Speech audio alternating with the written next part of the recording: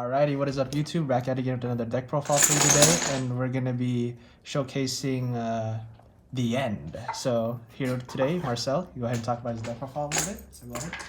Alright, well, just put something together real quick for the little tournament we had, and our locals not too far away. I just wanted to run the end, hype card, always been wanting to run, waiting for it to come back to standard, So, been calling it for a year. No one believed me until it was revealed, but, alright, let's get to it. So, besides our starter, we're going to start off with the grade 3. So, of course, if we're running the end, we got to run max copies, which is just 4 of, Very good card. If you don't know what it does, it can restand up to 2 times for a total of 3 attacks. Really techie card. It does better in other decks where it's splashed in, but by itself it can still be really powerful. We'll get to the combos a little later. So after this card, we're running 4 of the OG Overlords, just because out of all the Kagero grade 3s, it's the most optimal grade 3 ride, pressure from the first ride onwards, and in all, it's just a good pressure card before you get to your finisher. So on to the next one. For grade 2s, we're running the staple 4 Berserk Dragons, free plus all in all. After the 4, we're running 3 of the full armored Buster. I run it because you're running 8 Overlord. If you don't hit your grade 3 within your first draw or mulligan, you can search it out later on, and it does retire. It does conflict with the soul issues in this deck, but would you rather ride a grade 3 or would you rather have your soul, I look at it that way, so I just run it at 3 copies right here. Going on to the next grade 2, we're running 2 Spillover Dragons. Now we're taking this card because it does help with the soul issue, and it does pop, and it does play a key role in a combo later on that we'll cover, but Spillover is just a card that's been overlooked. It's not as great as other cards, but it does perform some pretty interesting things. And then for the last grade 2, we're running 3 of the Wyvern Strike Decat. He just makes the end even more deadly. He guard restricts, makes it to drop 2 cards, and if you're PGing, you have to drop an extra card with the cost with a total of 3 cards. So this card really does put on the pressure when you're on the end, and it's just a really good card for this deck all in all. So moving on to the grade 1s, we're running 4 of the Sable Newts. One of the other staple grade 1s, you ride it first, you plus, you draw a card for free, and even though you might not ride it first, later on, if you want to cycle through your deck, you can retire it and draw a card for free when you do retire. So moving on to the next grade 1, we have 4 Airmo, another staple, countercharger and draw a card, plus an 11k booster. You have to run this in every Kagero deck. If you don't run it, I don't see why not, free pluses. So next card, we are running 4 Calamity Tower Wyverns. Now, you might be thinking, why run 4, But the thing is, if you're trying to go Force 2 with the end, you're going to be lacking the power. So this is where this card comes into play, It makes you hit those higher numbers with your crit every attack, which just makes the end even more deadly than what it already is. And then for the last grade 1, we are running 1 Red Dive Griffin. It's a cute card. Soul Blast 1, pop a Guardian. That's really what you use it for, And behind the end with Force 2, that's actually pretty scary. They drop a 15k card, it's gone, Even a 20k, it's just gone. So, really cute card, helps pressure the opponent even more. Going on to our triggers, we're running 4 draws, PGs, just, staple, draw, PG. Going into the crits, we run 8 crits, basic, and then if you already know, the 4 heal. So that's it for the deck, but going into some of the combos, the reasons why I run it the way I do, let's say this is the kill turn I see.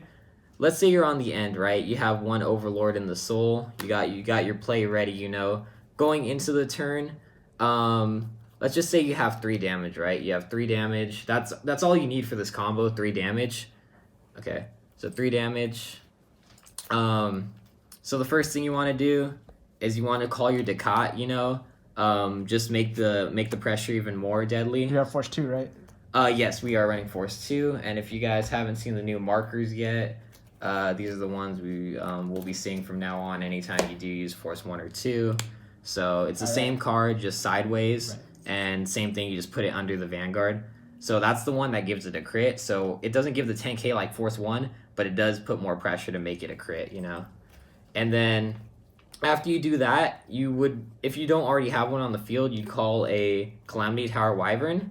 So now with him, you Soul Blast the Ducat, you just Soul Charged, you know, and you give your Vanguard a 15k now. So now it's 28k with the crit, you know. And this is where the combo gets even a little bit cuter, you know. So you would run the Red Dive Griffin behind, right? Just keep it there for now. Your ideal field would be a spillover in one column. You'd have an airmo in the back, you know. You'd have if you're lucky, you'd have another airmo on the field just waiting to be procced. And then the last card you would run, it'd be probably any grade 2. I would say Berserk just because it hits that number if you have more rear guards or an Overlord. And at this point, if you have your second ride, you probably have another Force 2 marker on the field because you rode over the Overlord.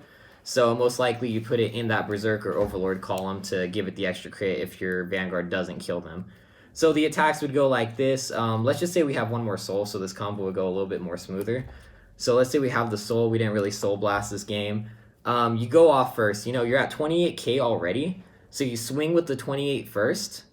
And then you go boost to make it 36. Now, at this point, your opponent can either PG it, which will nullify the attack already, you know, but they'll waste their PG. Or they can hard guard it, and now you have the Griffin to pop one of those cards. And remember, we have the Ducat, the one that we Soul Blasted earlier, it's proc. So if they don't PG it, and you pop a card and they want to add another card, so let's say they guard with 2 cards, right? They guard with 2 cards, 1, 2, and you pop one of them.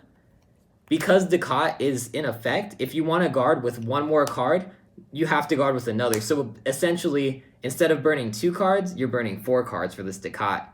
So most of the time, they're just going to PG it. But if they do, you know, you do your twin drive, first check, crit, second check, nothing. When you drive check, you're already playing Helmet as it is, you know.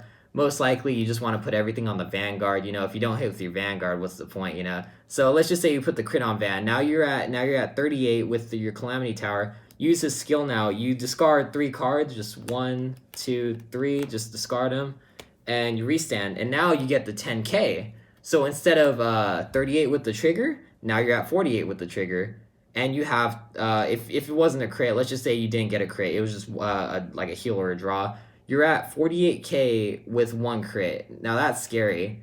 So unless they have another PG, they're going to have to hard guard this really hard. So you attack. Let's just say you don't get a trigger this time. Let's say you're unlucky. You only get 1 trigger out of the 3 checks.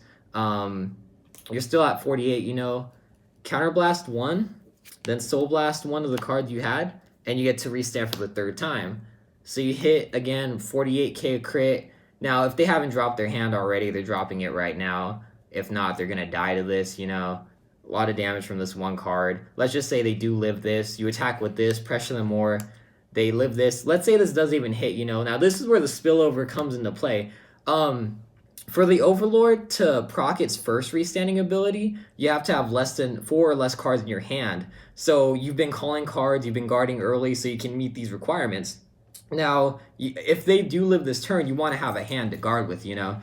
So spillover, you counterblast 1 more, and you put him into the soul. So you soul charge, you pop a unit, and now both airmos proc. Not only do you countercharge 2, but you get to add 2 cards after the Overlord's restood. And then they go, and then now either they don't have a hand, or they got to play with what's on the field. But yeah, that's basically how I like to play this Overlord deck. It doesn't always happen, and you need a lot of pieces for this to go off. But once it does go off, it's really hard to come back from. So that's my Overlord profile. All right. Thank you, Marcel, for that. And yeah, guys, stay tuned for the next